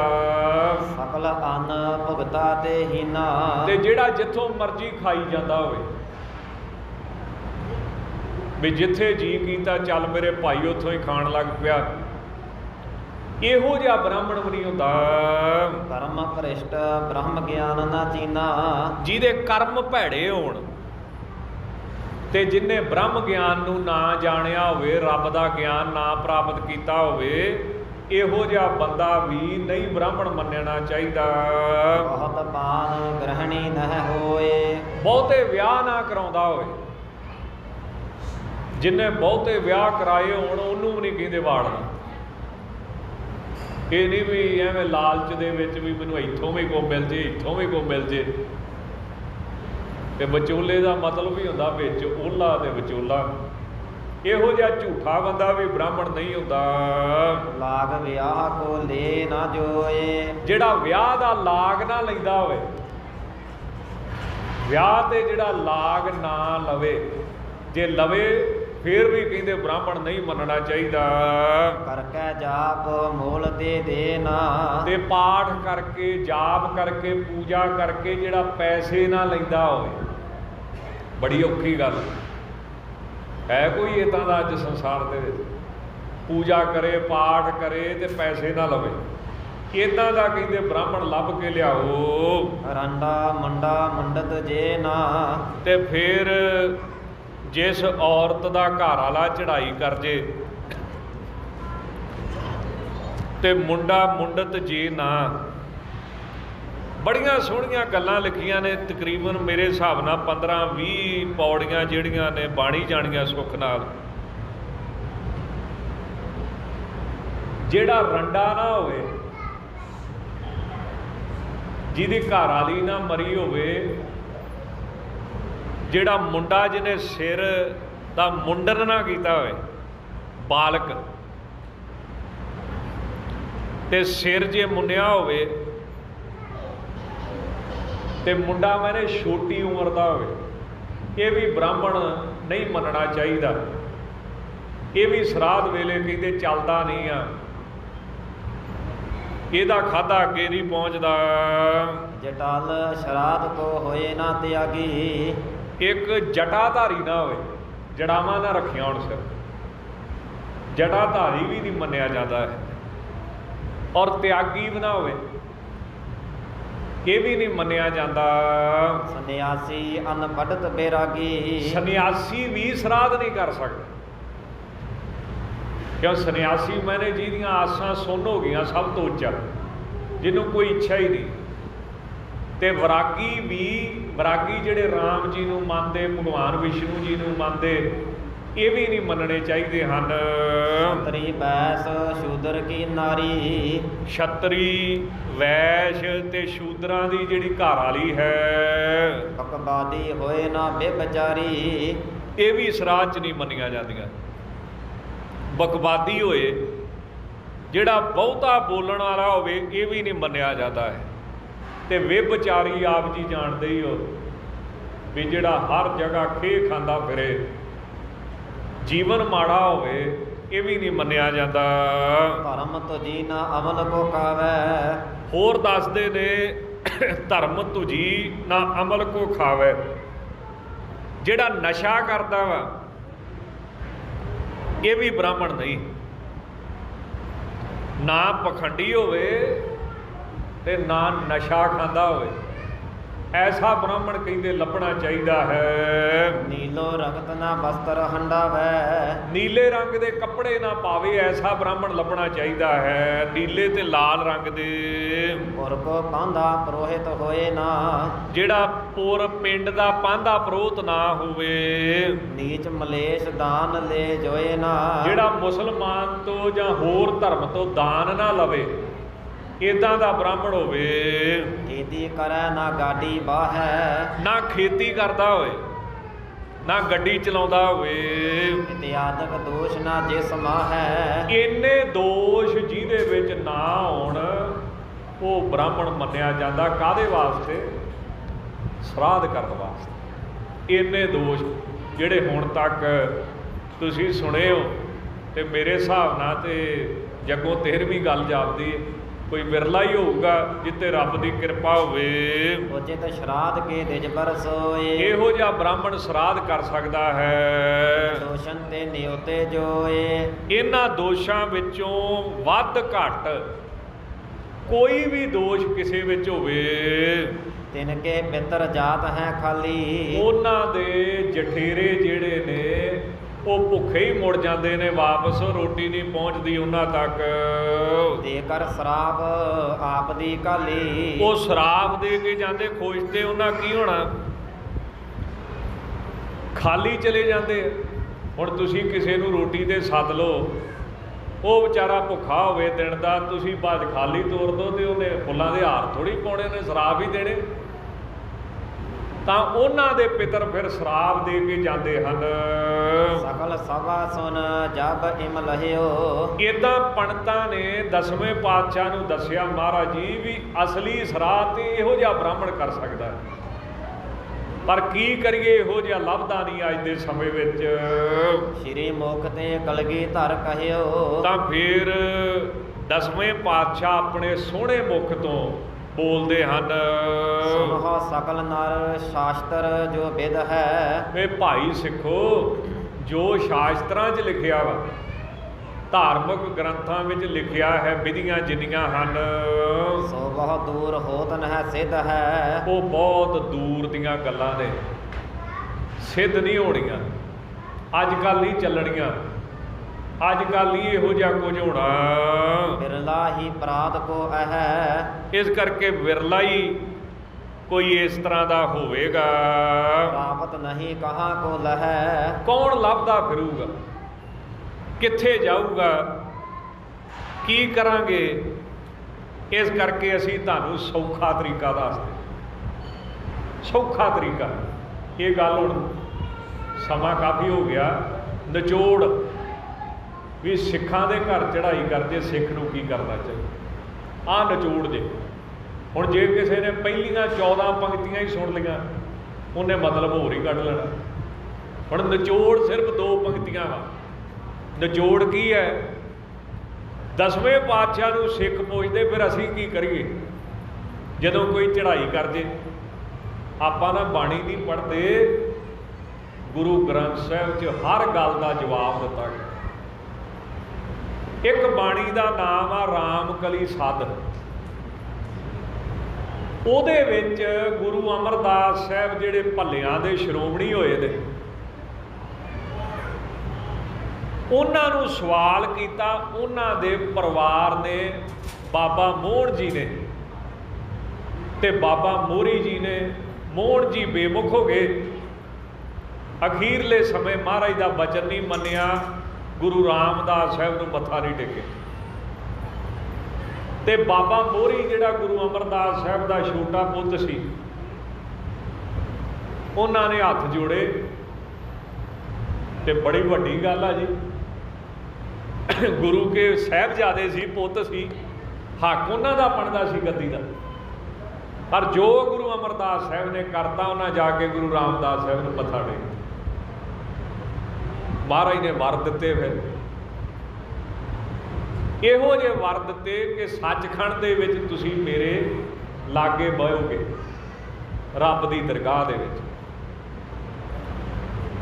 ਉਸ ਬਾਣੀ ਦੇ ਵਿੱਚ ਇਹ ਗੱਲ ਲਿਖੀ ਹੈ ਵੀ ਸਿੱਖਾਂ ਦੇ ਘਰ ਜਦੋਂ ਕਿਸੇ ਦੀ ਮੌਤ ਹੋ ਜੇ, ਹੋਣੀ ਤੇ ਹੈ, ਜੰਮਣ ਮਰਨਾ ਹੁਕਮ ਹੈ, ਸਾਰਿਆਂ ਤੇ ਆਉਣਾ ਹੈ। ਤੇ ਕੀ ਕਰਨਾ ਚਾਹੀਦਾ? ਤੇ ਤੁਸੀਂ ਕਿਤੇ ਪੜ੍ਹਿਓ, ਉੱਥੇ ਲਿਖਿਆ ਅੰਤੇ ਸਤਿਗੁਰ ਬੋਲਿਆ, ਮੈਂ ਪਿੱਛੇ ਕੀਰਤਨ ਕਰਿਓ ਨਿਰਵਾਣ ਜੀਓ। ਕੇਸੋ ਗੋਪਾਲ ਪੰਡਤ ਸੱਦਿਓ, ਹਰ ਹਰ ਕਥਾ ਪੜ੍ਹੇ ਪੁਰਾਣ ਜੀਓ।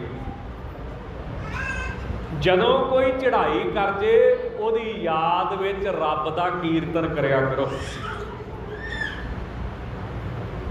ਰੱਬ ਦੀ ਕਥਾ ਕਰਿਆ ਕਰੋ। ਕੇਸੋ ਗੋਪਾਲ ਪੰਡਤ ਸੱਦਿਓ। ਬਾਬਾਣੀਆਂ ਕਹਾਣੀਆਂ ਪੁੱਤ ਸੁਪੁੱਤ ਕਰੇਨ, ਸਭ ਤੇ ਉਤਮ ਹਰ ਕੀ ਕਥਾ। ਕੀਰਤਨ ਨਰਮੋਲਕ ਹੀਰਾ, ਆਨੰਦ ਗੁਣੀ ਗਹੀਰਾ। ਤਾਂ ਜਦੋਂ ਸਿੱਖਾਂ ਦੇ ਕੋਈ ਚੜ੍ਹਾਈ ਕਰ ਜੇ, ਸਿੱਖ ਨੂੰ ਕੀ ਕਰਨਾ ਚਾਹੀਦਾ ਹੈ? ਤਾਂ ਮਹਾਂਪੁਰਸ਼ ਡਾਕਟਰ ਭਾਈ ਵੀਰ ਸਿੰਘ ਜੀ ਨੇ ਬੜਾ ਸੋਹਣਾ ਲਿਖਿਆ। ਸਿੱਖ ਨੇ ਆਪਦੇ ਵੱਡਿਆਂ ਵਡੇਰਿਆਂ ਵਾਸਤੇ ਕੀ ਕਰਨਾ? ਤਾਂ ਗੁਰਬਾਣੀ ਕਹਿੰਦੀ ਹੈ ਵੀ ਪਾਠ ਕਰੇ, ਕੀਰਤਨ ਕਰੇ, ਕਥਾ ਕਰੇ ਤੇ ਗੁਰੂ ਕੇ ਨਿਮਿਤ ਲੰਗਰ ਕਰੇ। ਲੰਗਰ 'ਚ ਫਰਕ ਹੁੰਦਾ ਹੈ, ਥੋੜਾ ਸਮਝ ਲਿਓ। ਸਰਾਧ ਤੇ ਲੰਗਰ 'ਚ ਫਰਕ ਹੁੰਦਾ ਹੈ। ਸਰਾਧ ਸਿਰਫ ਕੁਝ ਦਿਨਾਂ ਵਾਸਤੇ, 1 ਮਹੀਨੇ 'ਚ ਖਾਸ ਟਾਈਮ ਆਉਂਦਾ ਹੈ, ਤੇ ਲੰਗਰ ਹਮੇਸ਼ਾ ਹੀ ਚੱਲਦਾ। ਫਰਕ ਸਮਝ ਲਿਓ। ਕਈ ਕਹਿਣਗੇ ਵੀ ਲੰਗਰ 'ਚ ਤੇ ਉਹ 'ਚ ਕੀ ਫਰਕ ਹੈ? ਉਹ ਸਿਰਫ ਕੁਝ ਦਿਨਾਂ ਵਾਸਤੇ, ਇਹ ਹਮੇਸ਼ਾ। ਨੰਗਾ ਭੁਖਾਰਥੀਆ ਖਾਲੀ ਕੋਈ ਨਾ ਜਾਏ। ਨੰਬਰ 2, ਉਹਦੇ ਵਿੱਚ ਸਿਰਫ ਬ੍ਰਾਹਮਣ, ਹੋਰ ਨਹੀਂ। ਇਹ ਤੇ ਕੰਮ ਚੱਲੀ ਜਾਂਦਾ ਪਿੰਡਾਂ 'ਚ ਵੀ ਭਾਈ ਜੀ, ਗ੍ਰੰਥੀ ਜੀ ਆਣ ਕੇ ਛਕ ਜਾਓ। ਇੱਕ ਮੇਰਾ ਵੀਰ, ਮੇਰਾ ਸੱਜਣ ਗਿਆਨੀ ਜੀ ਬੜੀ ਸੋਹਣੀ ਕਥਾ ਕਰਦੇ। ਇੱਥੇ ਉਹ ਸਰਾਧਾਂ ਦੇ ਉਲਟ ਬੋਲਣ ਤੇ ਇੰਗਲੈਂਡ ਚਲੇ ਗਏ ਤੇ ਕੁਦਰਤੀ ਸਰਾਧ ਉਹਨਾਂ ਦਿਨਾਂ 'ਚ ਆ ਗਏ। ਜਦੋਂ ਸਰਾਧ ਆ ਗਏ, ਹੁਣ ਇੱਥੇ ਦਿੰਦੇ ਰੁਪਈਏ, 100 ਰੁਪਈਆ ਦੇ ਦਾ, 51 ਰੁਪਈਏ ਦੇ ਦੇ, 21 ਰੁਪਈਏ ਦੇ ਤੇ ਮਿੱਠਾ ਖਾਣਾ ਸੌਖਾ ਪਿਆ, ਕੌਲਾ ਖੀਰ ਦਾ। ਲੋਕ ਤੇ ਅੱਗੇ ਸ਼ੂਗਰ ਨਾਲ ਮਰਨ ਡੇ। ਤੇ ਮੈਨੂੰ ਕਹਿੰਦਾ ਮੈਂ 3 ਘਰਾਂ 'ਚੋਂ ਰੋਟੀ ਖਾਧੀ ਹੈ। ਮੈਂ ਇੱਥੇ ਤੇ ਉਲਟ ਬੋਲਦਾ ਸੀ। ਉਹ ਕਹਿੰਦਾ ਇੱਥੇ ਕੀ ਦਿੰਦੇ ਆ, ਅਗਲੇ ਉੱਥੇ ਪਾਉਂਡ ਵਰਦੇ ਆ। ਮਤਲਬ ਪਾਉਂਡਾਂ ਕਰਕੇ ਸਭ ਜਾਇਜ਼ ਆ, ਤੇ ਜੇ ਕੋਈ ਕੱਖ ਨਾ ਦਵੇ ਤੇ ਫਿਰ ਸਭ ਗਲਤ ਆ। ਕਹਿੰਦਾ 3 ਘਰਾਂ 'ਚੋਂ ਰੋਟੀ ਖਾਧੀ ਆ, ਪਰ ਦਿੱਤਾ ਉਹਨਾਂ ਨੇ 100 ਪਾਉਂਡ ਆ। 300 ਪਾਉਂਡ ਬਣ ਗਿਆ ਦਿਹਾੜੀ ਦਾ। ਫਿਰ ਸਰਾਧ ਵੀ ਠੀਕ ਆ, ਸਭ ਕੁਛ ਠੀਕ ਆ। ਕੋ ਸਤਨਾਮ, ਪੈਸਾ ਹੀ ਮੁੱਖ ਹੈ ਨਾ। तो मैं हसदा ही, मैं छेड़दा ही, मैं ਜਿਹੜੇ ਕਾਲਜ 'ਚ ਤੂੰ ਪੜ੍ਹਿਆ ਉਹ ਤਾਂ ਕਹਿੰਦੇ ਹੁੰਦਾ ਹੀ ਕੁਝ ਨਹੀਂ, ਨਾ ਨਰਕ ਨਾ ਸਵਰਗ, ਜਿੱਥੋਂ ਤੁਸੀਂ ਡਿਗਰੀ ਲਈ। ਤਾਂ ਗੁਰਬਾਣੀ ਕੀ ਕਹਿੰਦੀ ਆ? ਗੁਰਬਾਣੀ ਕਹਿੰਦੀ ਹੈ ਅੰਤੇ ਸਤਿਗੁਰ ਬੋਲਿਆ ਮੈਂ ਪਿੱਛੇ ਕੀਰਤਨ ਕਰਿਓ ਨਿਰਵਾਣ। ਫਰਕ ਕੀ ਆ? ਹਮੇਸ਼ਾ ਚੱਲਦਾ ਹੈ। ਨੰਬਰ 2, ਕੋਈ ਵੀ ਰੋਟੀ ਖਾਵੇ, ਕੋਈ ਵੀ ਖਾਵੇ, ਨਾ ਜਾਤ ਪੁੱਛੋ, ਨਾ ਪਾਤ ਪੁੱਛੋ, ਨਾ ਅਮੀਰ ਨਾ ਗਰੀਬ, ਕਿਹੜੇ ਬੰਨਿਓ ਆਇਆ, ਕਿਹੜੇ ਧਰਮ ਦਾ। ਸਰੀ ਦੀ ਗੱਲ ਹੈ, ਉੱਥੇ ਦਮਦਮੀ ਟਕਸਾਲ ਦਾ ਗੁਰਦੁਆਰਾ ਅੰਮ੍ਰਿਤ ਪ੍ਰਕਾਸ਼, ਯਾਦਗਾਰ ਪੰਥ ਰਤਨ ਸ਼੍ਰੀਮਾਨ ਸੰਤ ਗਿਆਨੀ ਸੁੰਦਰ ਸਿੰਘ ਜੀ ਖਾਲਸਾ ਜੀ ਪਿੰਡਰਾਂ ਵਾਲਾ, ਬ੍ਰਹਮ ਵੇਤੇ ਤਤ ਵੇਤੇ ਮਹਾਤਮਾ ਹੋਏ ਨੇ। ਉੱਥੇ ਇੱਕ ਮੁਸਲਮਾਨ ਪਰਿਵਾਰ ਆਇਆ ਪਾਕਿਸਤਾਨ 'ਚ, ਅਤੇ ਜਿੱਥੇ ਕੜਾਹ ਪ੍ਰਸ਼ਾਦ ਦਿੰਦੇ ਨਾ ਆਪਣੇ, ਤੇ ਇੱਥੇ ਅੱਗੇ ਦਿੰਦੇ, ਉਹ ਪਿੱਛੇ ਉਹਨਾਂ ਰੱਖਿਆ ਸੀ। ਉੱਥੋਂ ਦੇ ਜਿਹੜੇ ਗੁਰਮੁਖ ਪਿਆਰੇ ਨੇ, ਭਾਈ ਪਰਮਜੀਤ ਸਿੰਘ ਜੀ ਸੋਲ, ਭਾਈ ਬਲਵਿੰਦਰ ਸਿੰਘ ਜੀ ਜਿਹੜੇ ਉੱਥੋਂ ਦੇ ਪ੍ਰਬੰਧਕ ਨੇ, ਉੱਥੇ ਮੈਂ ਵੀ ਬੈਠਾ। ਮੁਸਲਮਾਨ ਆਇਆ, ਪਰਿਵਾਰ ਸਮੇਤ ਜੋੜੇ ਲਾਏ, ਦਰਬਾਰ ਦੇ ਵਿੱਚ ਦੀ ਜਾ ਕੇ ਉਹ ਲੰਗਰ ਆਉਂਦਾ ਜੀ, ਵਿੱਚ ਦੀ ਲੰਘਣਾ ਪੈਂਦਾ। ਹੁਣ ਦਰਬਾਰ ਵੱਖਰਾ ਬਣ ਗਿਆ ਨਵਾਂ, ਪੁਰਾਣੀ ਗੱਲ, ਵਿੱਚ ਦੀ ਲੰਘਿਆ, ਮਹਾਰਾਜ ਨੂੰ ਉਹਨੇ ਮੱਥਾ ਨਹੀਂ ਟੇਕਿਆ। ਕਿਉਂ? ਉਹਨਾਂ ਦਾ ਧਰਮ ਕਹਿੰਦਾ ਵਾ ਵੀ ਸਿਰਫ ਖੁਦਾ ਕੇ ਸਿਰ ਝੁਕਾ। ਉਹ ਤਾਂ ਵੱਖਰੀ ਗੱਲ ਆ ਨਾ, ਉਹਨੂੰ ਇਹ ਗੱਲ ਦਾ ਪਤਾ ਹੀ ਨਹੀਂ ਕਿ ਇਸ ਗੁਰੂ ਗ੍ਰੰਥ ਸਾਹਿਬ 'ਚ ਖੁਦਾ ਤੋਂ ਬਿਨਾਂ ਹੈਗੀ ਹੈ, ਉਹ ਤਾਂ ਵੱਖਰੀ ਗੱਲ, ਪਰ ਉਹਨੂੰ ਨਹੀਂ ਪਤਾ। ਜੋੜੇ ਲਾਏ, ਪੈਰ ਧੋਤੇ, ਮਹਾਰਾਜ ਨੂੰ ਉਹਨੇ ਮੱਥਾ ਨਹੀਂ ਟੇਕਿਆ, ਮਹਾਰਾਜ ਦੇ ਸਾਹਮਣੇ ਦੀ ਲੰਘ ਕੇ ਗਿਆ, ਪ੍ਰਸ਼ਾਦਾ ਛਕਿਆ, ਵਾਪਸ ਆਇਆ, ਵਿੱਚ ਦੀ ਲੰਘ ਕੇ ਗਿਆ, ਜੋੜੇ ਪਾਏ ਤੇ ਚਲੇ ਗਏ। ਹੁਣ ਉੱਥੇ ਕੋਈ ਸਿੱਖ ਸਵਾਲ ਕਰ ਹੀ ਸਕਦਾ ਸੀ ਵੀ ਰੋਟੀਆਂ ਗੁਰਦੁਆਰੇ ਦੀਆਂ ਤੇ ਮੱਥਾ ਨਹੀਂ ਟੇਕਣਾ। ਇਹ ਤਾਂ ਉਹ ਗੱਲ ਹੋਈ ਨਾ ਵੀ ਸਾਡੇ ਘਰ 'ਚ ਆਵੇ, ਰਸੋਈ 'ਚ ਵੜੇ ਤੇ ਜੋ ਮਰਜ਼ੀ ਖਾਵੇ, ਤੇ ਪੁੱਛੇ ਬਣਾ, ਕਵਾਵੇ ਬਣਾ, ਤੇ ਚੱਲਦਾ ਬਣੇ। ਲੰਗਰ ਦੇ ਵਿੱਚ ਤੇ ਸਰਾਧ ਵਿੱਚ ਕਿੰਨਾ ਫਰਕ ਹੈ, ਇਹ ਗੱਲ ਚੇਤੇ ਰੱਖਿਓ। ਤਾਂ ਦਸਵੇਂ ਪਾਤਸ਼ਾਹ ਕੀ ਕਹਿੰਦੇ ਹਨ? ਤਾਂ ਜਵਾਬ ਦੇ ਤਾ ਮਹਾਰਾਜ ਸੱਚੇ ਪਾਤਸ਼ਾਹ ਨੇ। ਕੀ ਜਵਾਬ ਦੇ ਦਿੱਤਾ? ਕਿ ਪਾਠ ਕਰੇ, ਕੀਰਤਨ ਕਰੇ, ਲੰਗਰ ਚਲਾਵੇ, ਤੇ ਦਾਨ ਪੁੰਨ ਜਿਹਨੇ ਕਰਨਾ ਭਾਈ ਕਰ ਲਵੇ, ਗਰੀਬ ਨੂੰ ਕੱਪੜਾ ਦਿਓ। ਸਿੱਖ ਦੇ ਦਾਨ ਵਿੱਚ ਵੀ ਫਰਕ ਆ। ਸਮਾਪਤੀ ਦਾ ਸਮਾਂ ਉਹ ਚੱਲਿਆ, ਸਿੱਖ ਦੇ ਦਾਨ 'ਚ ਵੀ ਫਰਕ। ਸਿੱਖ ਦਾ ਦਾਨ ਕੀ ਆ? ਦਸਵੰਧ, ਦਸਵਾਂ ਹਿੱਸਾ।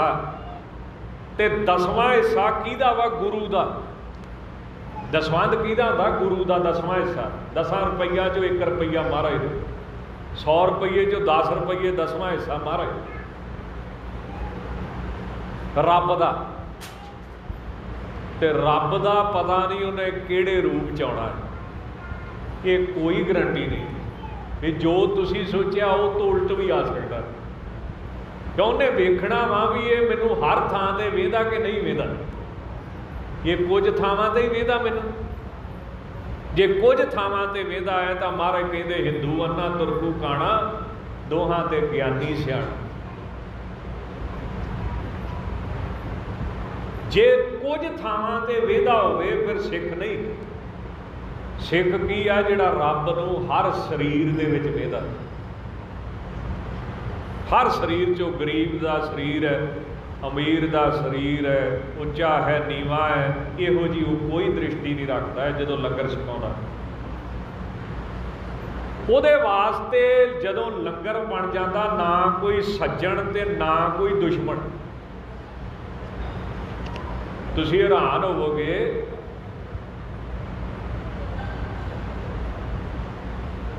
ਜਦੋਂ ਸਿੱਖ ਯੁੱਧ ਕਰਦੇ ਹੁੰਦੇ ਸੀ,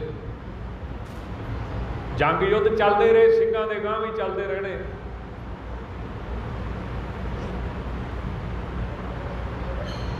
ਸਵੇਰੇ ਲੜਨਾ, ਸ਼ਾਮ ਤੱਕ ਲੜਨਾ, ਧਰਮ ਦੇ ਯੁੱਧ। ਤੇ ਸ਼ਾਮ ਨੂੰ ਜਦੋਂ ਲੰਗਰ ਬਣ ਜਾਣਾ, ਨਗਾਰਾ ਵਜਾ ਕੇ ਕਹਿਣਾ ਖਾਲਸੇ ਦਾ ਲੰਗਰ ਤਿਆਰ ਹੈ, ਕੋਈ ਨੰਗਾ ਭੁੱਖਾ ਅਰਥੀਆ ਆਵੇ ਤੇ ਛਕੇ। ਹੁਣ ਜਿਨ੍ਹਾਂ ਨਾਲ ਲੜੇ ਉਹ ਵੀ ਆਣ ਕੇ ਖਾ ਜਾਂਦੇ ਸੀ। ਮੁਸਲਮਾਨ ਫੌਜ ਨਾਲ ਲੜਾਈ ਹੋ ਰਹੀ ਹੈ, ਲੰਗਰ ਉਹ ਵੀ ਖਾ ਜਾਂਦੇ, ਸਵੇਰੇ ਫਿਰ ਲੜਨਾ। ਇਹ ਹੁੰਦੇ ਸੀ ਧਰਮ ਦੇ ਯੁੱਧ। ਸਿੰਘ ਸਾਹਿਬ ਮਹਾਰਾਜਾ ਰਣਜੀਤ ਸਿੰਘ ਵੇਲੇ ਕੁਝ ਅੰਗਰੇਜ਼ ਫੌਜੀ ਜਾਂ ਅੰਗਰੇਜ਼ਾਂ ਦੀ ਫੌਜ ਭੁੱਲ ਭੁਲੇਖੇ ਸਿੰਘਾਂ ਵਾਲੇ ਪਾਸੇ ਆ ਗਏ। ਇੱਕ ਵਾਰੀ ਤੇ ਐ ਕੰਬ ਕੇ ਡਰ ਕੇ ਵੀ ਗਏ ਹੁਣ, ਕਿਉਂ ਦੁਨੀਆ ਦੀ ਰਾਜਨੀਤੀ ਕੀ ਹੈ ਕਿ ਦੁਸ਼ਮਣ ਨਹੀਂ ਛੱਡਣਾ ਜਿੱਦਾਂ ਮਰਦਾ ਮਾਰਨਾ। ਇਹ ਦੁਨੀਆ ਦੀ ਰਾਜਨੀਤੀ ਹੈ। ਪਰ ਸਿੱਖਾਂ ਦੀ ਰਾਜਨੀਤੀ ਕੀ ਹੈ? ਔਰਤ ਤੇ ਵਾਰ ਨਹੀਂ ਕਰਨਾ।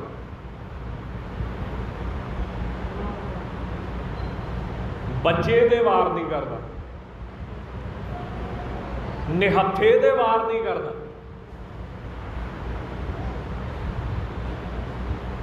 ਉਦੋਂ ਵਾਰ ਕਰਨਾ ਵਾ ਜਦੋਂ ਪੂਰਾ ਪਾਪੀ ਹੋ ਜੇ, ਫੇਰ ਕਰਨਾ। ਹੁਣ ਉਹ ਦੁਸ਼ਮਣ ਦੀ ਫੌਜ ਭੁੱਲ ਭੁਲੇਖੇ ਸਿੰਘਾਂ ਦੇ ਡੇਰੇ ਆ ਗਏ। ਪਹੁੰਚ ਉੱਥੋਂ ਤੱਕ ਗਈ ਜਿੱਥੋਂ ਮੁੜ ਨਹੀਂ ਉੜ ਸਕਦੇ। ਇੱਕ ਵਾਰੀ ਤੇ ਕੰਬ ਗਏ ਆ, ਬੜੇ ਪਿਆਰ ਦੇ ਨਾਲ ਸਿੰਘਾਂ ਨੇ ਸੱਦਿਆ, ਪੁੱਛਿਆ ਜਲ ਪਾਣੀ ਛਕੋ, ਲੰਗਰ ਛਕੋ, ਤੇ ਸਹੀ ਸਲਾਮਤ ਉਹਨਾਂ ਦੇ ਕੈਂਪ 'ਚ ਅੰਗਰੇਜ਼ਾਂ ਨੂੰ ਛੱਡ ਆਏ ਜਾ। ਇਹ ਕੀ ਆ? ਲੰਗਰ ਦੇ ਵਿੱਚ ਤੇ ਸਰਾਧ ਵਿੱਚ ਫਰਕ। ਮਹਾਰਾਜ ਕੀ ਕਹਿੰਦੇ ਨੇ? ਤਾਂ ਇਹ 10ਵੇਂ ਪਾਤਸ਼ਾਹ ਨੇ ਕੀ ਆਖਿਆ ਸਿੱਖਾਂ ਨੂੰ ਕਿ ਗੁਰੂ ਕੇ ਸਿੱਖੋ, ਜਦੋਂ ਕੋਈ ਚੜ੍ਹਾਈ ਕਰ ਜੇ ਉਦੋਂ ਬਾਣੀ ਪੜ੍ਹੋ, ਸੇਵਾ ਕਰੋ, ਸਿਮਰਨ ਕਰੋ, ਲੰਗਰ ਲਾਓ ਤੇ ਲੋੜਵੰਦ ਦੀ ਮਦਦ ਕਰੋ। ਕਿਉਂ? ਗੁਰਬਾਣੀ ਕਹਿੰਦੀ ਆ ਅਰਦਾਸ ਉੱਥੇ ਜਾਂਦੀ ਹੈ। ਗੁਰਬਾਣੀ ਕਹਿੰਦੀ ਨਾਮ ਉੱਥੇ ਜਾਂਦਾ ਹੈ,